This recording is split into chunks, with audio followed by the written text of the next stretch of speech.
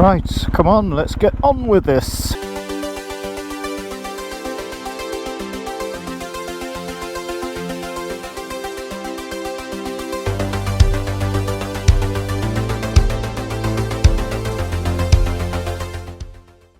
So we're in Lincolnshire.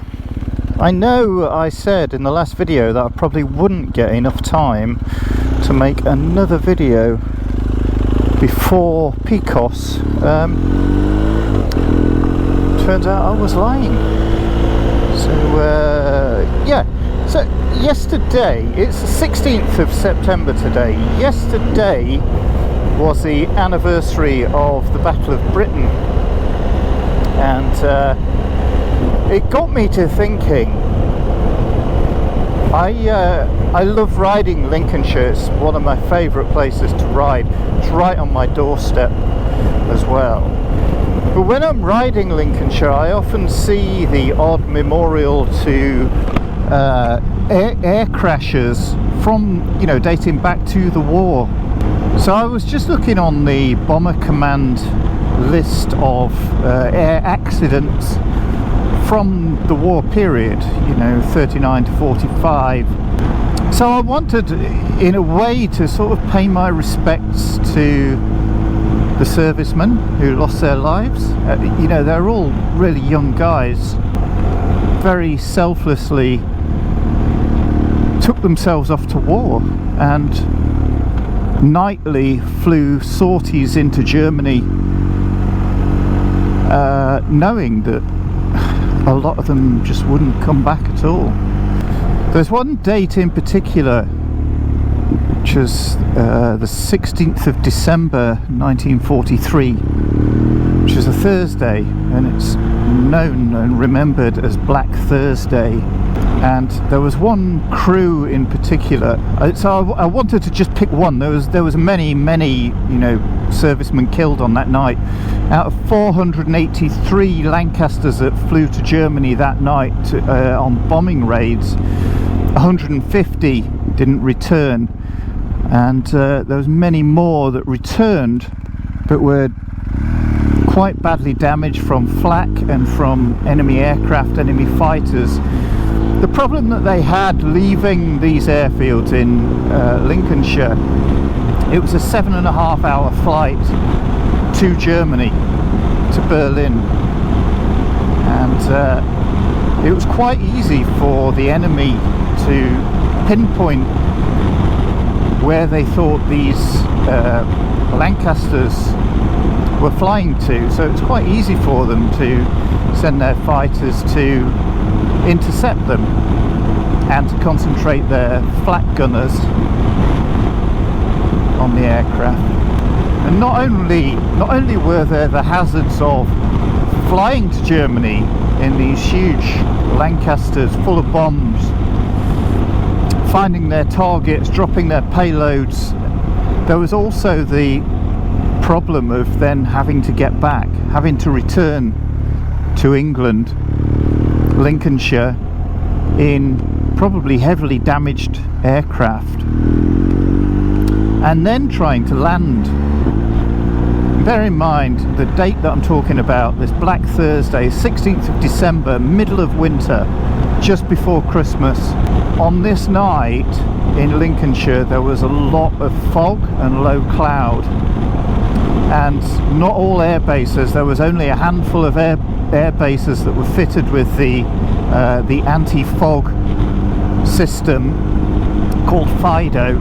I'll put it up on the screen exactly what it means, because I can't recall at the moment exactly what FIDO stands for. But there was only a handful of bases, and the flight that we're going to see where it crashed, actually, killing all 7 crew members, they'd been trying to land at Binbrook, and they'd gone round a number of times trying to find their way into Binbrook, and eventually gave it up as a bad job, probably because they couldn't see the landing strip, either because of the low cloud or the fog, or they were having trouble trying to land because of the damage to the aircraft. So they flew to the next place where they thought they were going to be able to land. But the FIDO system sounds absolutely terrifying in its own right. It was so alongside the airfield, the airstrip itself, they sank huge pipes filled with thousands of gallons of petrol, and on foggy nights the petrol was put under pressure by these huge pumps, and it was forced out of tiny little holes, tiny little nozzles all the way along, and then they'd set fire to it. So the air crews were faced with 2 columns of flame alongside the airfield that they were trying to come back into. I mean, imagine the horrors of what they'd already been through to then come back to try and land in a corridor of flame. It just doesn't bear thinking about, does it? It just really doesn't bear thinking about. But that was, in theory, the theory behind it was that A, it gave the pilots something to focus on so they could actually see where they were going to land, and B, it was supposed to burn off the fog and the low cloud, just to give a bit better visibility for the pilots. But geez, what a hell of a welcome home that would have been. But I'm pretty certain Binbrook didn't have that system anyway. So anyway, we're going to head out and just take a look. So the crash site that we're going to look at is at Market Stainton, crash site of Lancaster JB 657, piloted by Flying Officer Randall. And it had circled Binbrook for about 45 minutes before then trying to land at Market Stainton. I'm not even sure the runway even exists any longer at Market Stainton, but Market Stainton was also a place where there was a bomb dump, and that's unfortunately where the crew landed, right on top of the bomb dump. Now the bomb dump was in the ditch alongside the road, and the bombs were stored there for other air bases around this area, and unfortunately JB 657 hit that bomb dump and all 7 crew members were killed. So just to mark, you know, the passing of another year of the Battle of Britain, I just wanted to pop out and take a look. It's not something I've done before, but it is, I think it's important not to forget the past and not to forget those brave men and women who gave their lives. They're all so young as well, they're all such young people, lives ahead of them.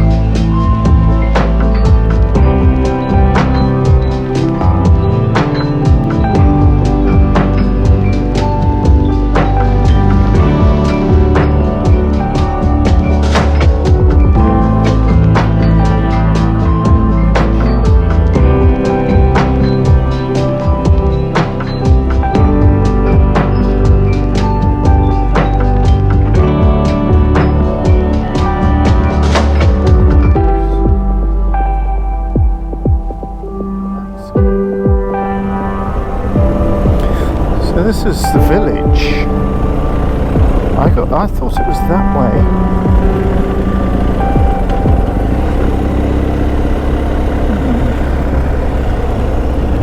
Not sure.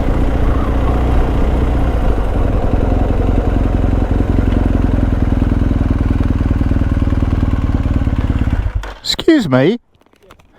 Did there used to be a runway during the war in Market Stainton? Right here, this used to be an ammunition dump. Hit this bit here. This corner. So was this where the Lancaster crashed? I don't know that much about. Oh right, okay.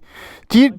I've just literally moved in today, but I know a little bit about the ammunition dump here. Right.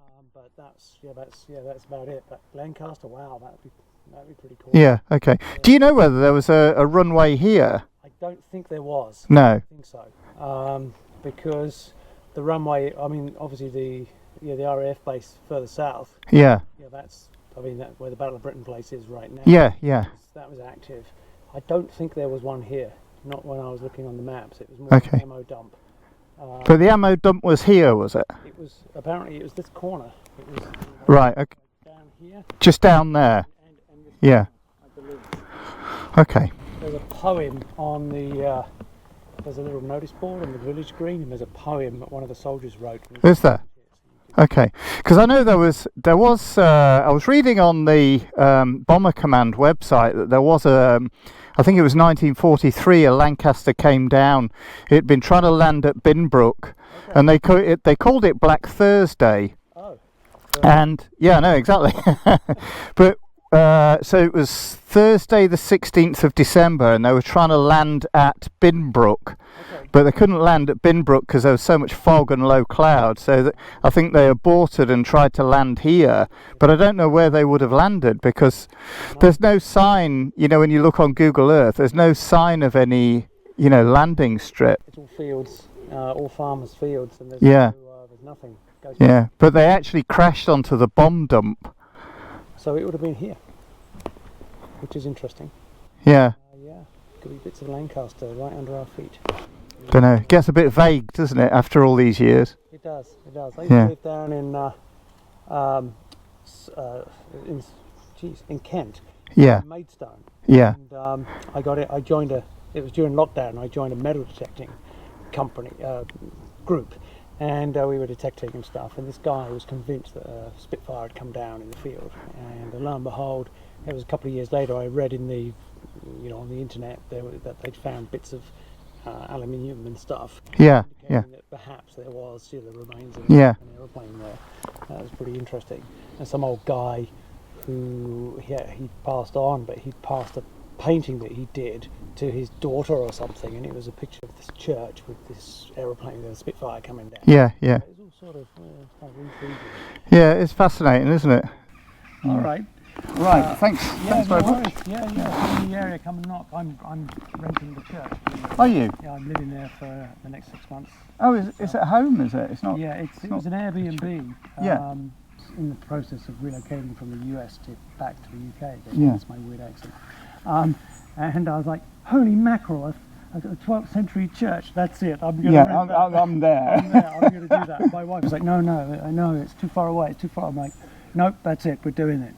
So she's going to be joining me in about 7 or 8 months' time. She's in Portland, in Oregon, right? Right. Okay. So, is that where you were before? I was sort of I've been all over the place, but I was in Sarasota, where the hurricane nearly hit. Yeah. But I sold my house and got the hell out of there. Don't blame me. 2 months ago. Yeah. And oh my God, what a crazy place Florida is! Just crazy. Is it? But my work is based here. And I've been trying to get back to the UK for the last 2 years, because prior to that I was here in the UK for a couple of years. So you're like Florida man living in Lincolnshire then? Yes, I'm a Florida man living in Market State, a little hamlet called Market State. Oh, that was a pretty cool chat. Florida man. Right, so the bomb dump used to be along here then. Well, how interesting is that? So the aircraft must have crashed somewhere around here. of those is the old shed which marked the, look like it, they're all farm buildings. But this road is the road that was closed off, so bombs were all along these edges, and then the road was closed at that end and at the village end as well. So I'm presuming the plane must have crashed somewhere along this road, but there's nothing to mark where it crashed. So this is just outside of the village of Market Stainton. The boundary for the village is there. Now this road, according to the information on the Bomber Command, was closed at both ends, and these ditches either side of the road were just bomb dumps. The Lancaster that crashed, it was from 460 Squadron, Lancaster JB657, flown by Flying Officer Randall, DFC. It was damaged over Berlin. After trying for 45 minutes to land at Binbrook, it eventually crashed on the bomb dump at Market Stainton on the Lincolnshire Wolds, with the death of all 7 of the crew. A little more information that was posted with that. The flight engineer on this crew was 20-year-old ex-Halton apprentice Sergeant John Jack Mackenzie, who, despite his Scottish surname inherited from his father, had been brought up in Pembroke Dock, Wales, his mother's hometown. His mother, uncle and 2 brothers had been killed in a German air raid on the town on the 12th of May 1941, and Jack wanted revenge. Sergeant Jock Ogilvie, which commissioned the kangaroo nose art on the Lancaster W5005 ARL, which they named Leader. His Welsh background was the reason for the kangaroo on the nose art being given Wellington boots. His father had lost his entire family in less than 3 years. It's really quite sobering, isn't it? Because when you come here in peacetime and you look at this beautiful countryside, it just, you get no idea of what went on during those war years. It's just beautiful, look at it.